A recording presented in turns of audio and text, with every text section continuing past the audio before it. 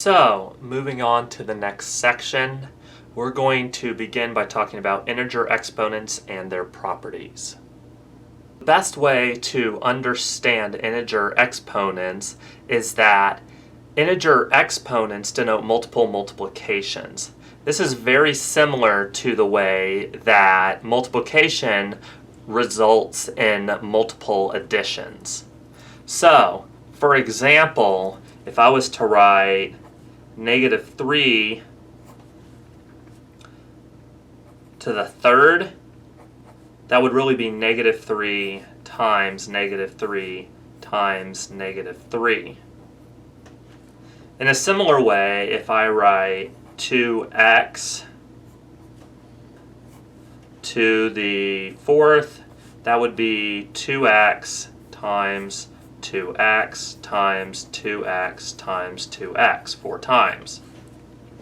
But you need to be a little bit careful with multiplication here and order of operations, as if you were to write 2x to the fourth, it's assumed the exponent happens first, namely 2x times x times x times x. Before proceeding to give some examples and some properties of exponents, it's important to have a bit of terminology here. Namely, the n in this case is called the exponent or power. And a is called the base. Similar to multiplication and addition, exponents have certain properties that help in evaluating them as well. Namely, if we do multiplication of the bases, that's the same thing as addition of the exponents. For example, if I was to write 3 squared times 3 to the fourth, that's the same thing as 3 to the 2 plus 4, which would be 3 to the sixth. Now, in a similar way, if that's how it works with multiplication and addition, then one would expect, and indeed would be correct, that division of the bases turns into a subtraction in the exponents. Namely, if I was to have x to the seventh over x to the fourth, I could write that as x to the seventh minus 4, which reduces down to x cubed.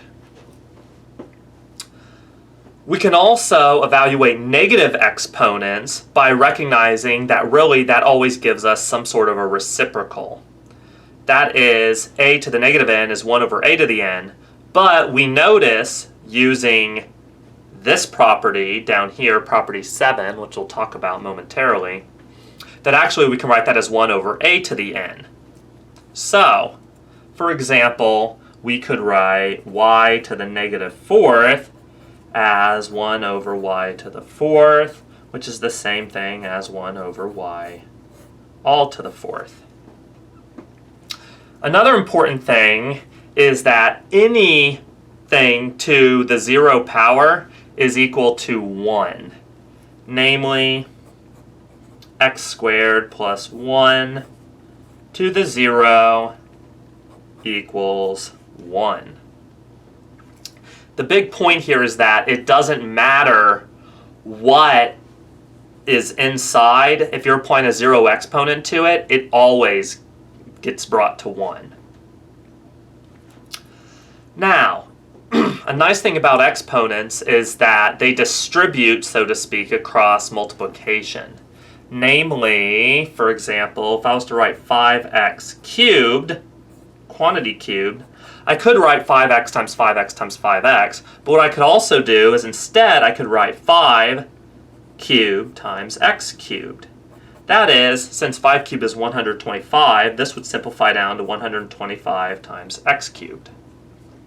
In a similar way, if I raise something to an exponent then to another exponent, since this is some sort of a exponentiation, just like this was a multiplication here, this multiplication went down to an addition. Exponentiation turns into a multiplication. For example, we have that y cubed to the negative 4. Now I could use other properties here, but it's far simpler to just note that this is y cubed times negative 4, which is y to the negative 12, or if you prefer, 1 over y to the 12th. In a similar way to property 5, exponents also distribute across division. For example, if I write 2 over x cubed, that is the same thing as 2 cubed over x cubed, which is the same thing as 8 over x cubed. Finally, absolute value doesn't affect even exponents. Most notably, it doesn't affect squares. So, if I was to write negative 2 squared in absolute value, it's the same thing of writing negative 2 in absolute value squared. Well, of course, this is because when you do a negative times a negative, you get a positive. Namely, either way, you would end up with just 4. Before proceeding to some examples, it's important to talk about order of operations. The easiest way to remember this is through the acronym PEMDAS, P-M-D-A-S. When doing this, it's important to remember that the M and D go together and the A and S go together. The P in PEMDAS stands for parentheses. The E in PEMDAS stands for exponents. The M in PEMDAS stands for multiplication. D in PEMDAS stands for division. The A in PEMDAS stands for addition. And finally, the S in PEMDAS stands for subtraction. Now, that being said, what PEMDAS actually stands for is that we have to do parentheses first, whatever's in parentheses. Then, that being said, we must do exponents, then multiplication and division, then addition and subtraction.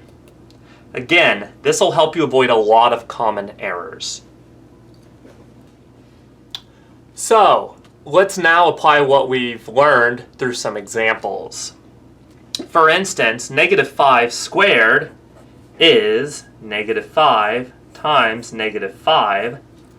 This, because it's a negative times a negative, is just 5 times 5, which is 25.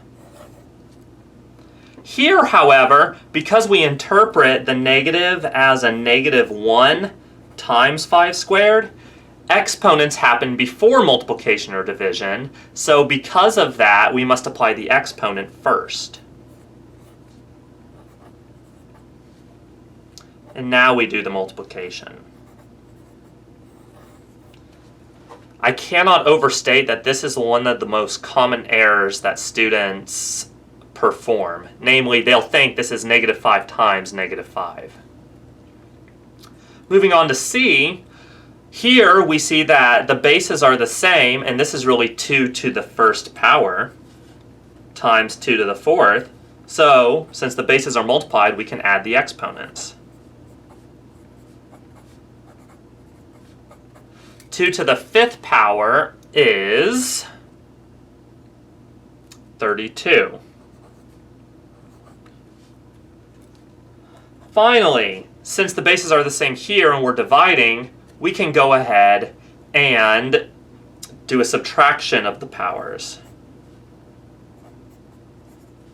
which is 4 to the negative 2, which we understand as 1 over 4 squared. 4 times 4 is 16 now.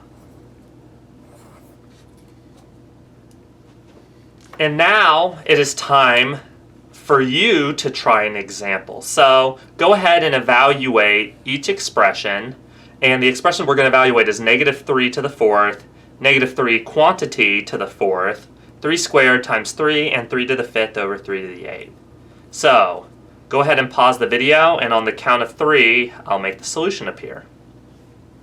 1, 2, 3. So Since the full solutions are here, you can now go through and check your answers. Now let's do another example. We're going to evaluate each of these algebraic expressions when x equals 3. Don't forget that to evaluate means we're just plugging in 3 for x here. So, being very careful with parentheses, we'll write 5 times 3 to the negative 2. Now again, which of these is applied first? Well, PEMDAS, exponents have higher order of operations than multiplication. So we apply the exponent first. So this is 5 times 1 over 3 squared, which is 5 times 1/9, so 5/9.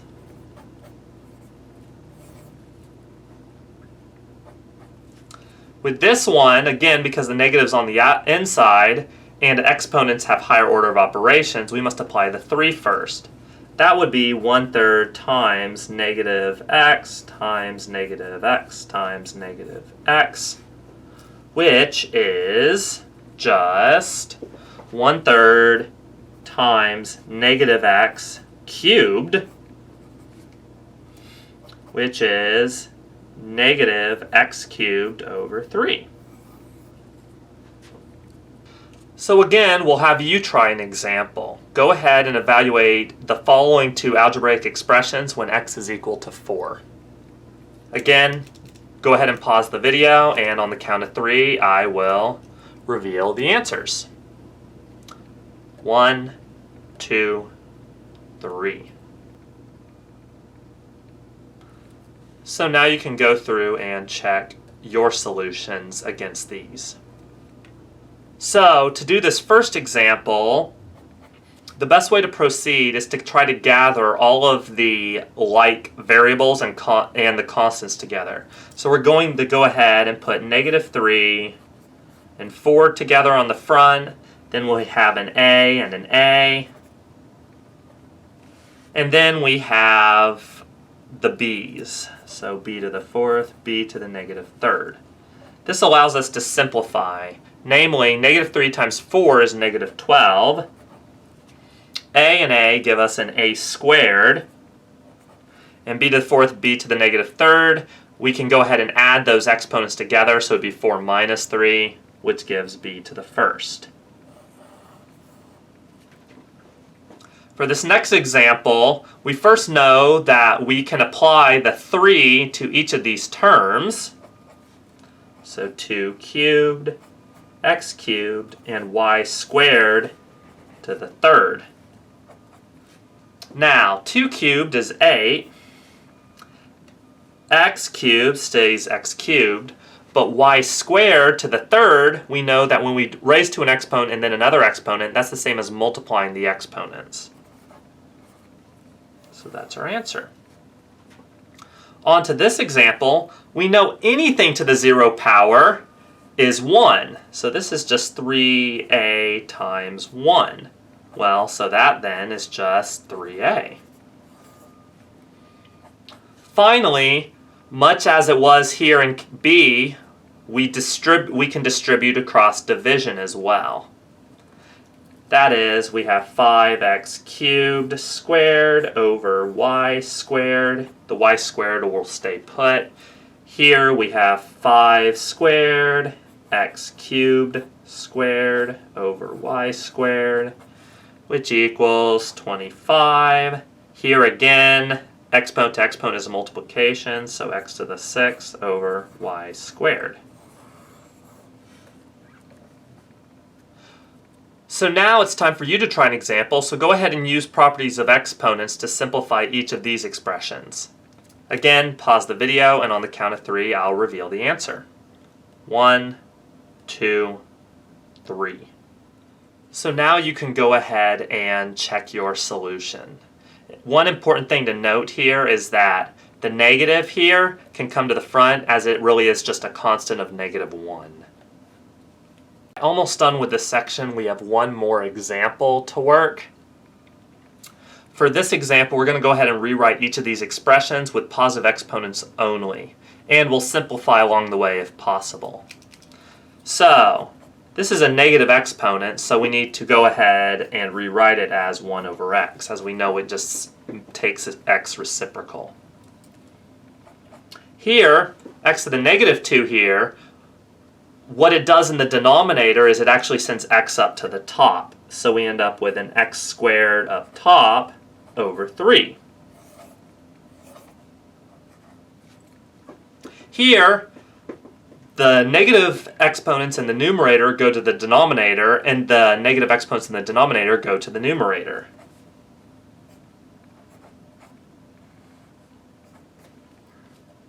A cubed, a squared, b to the 4th, and b. Now, an important thing here is I can actually consider each of these separately. Now, I'm going to rewrite the fraction the following way using multiplication. I'm going to take this off to the front. I can combine those, meanwhile, in the other fraction to get a to the 5th and b to the 5th. 12 divided by 4 is 3. I can put the 3 back into the top, so I have 3a to the 5th over b to the 5th.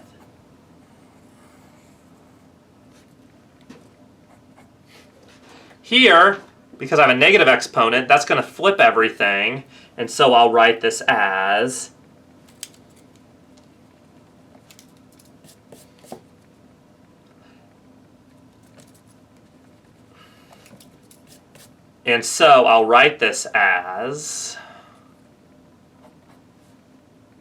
y over 3x squared all squared. Well, now I can apply the square.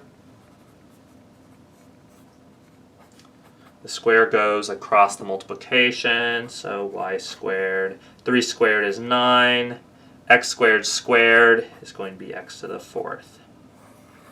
So as you can see, I'm starting to speed up my computations. Once you get used to these properties, you also will be able to. So now it's time to have you try an example. So go ahead and do these examples, and go ahead, pause the video, and in the count of 3, I'll reveal the solution. 1, 2, 3. So now you can go through and check your answer. For more practice, be sure to go to page A23 and work problems 1 and 9 through 30 of the textbook. And in our next video, we'll be talking about scientific notation.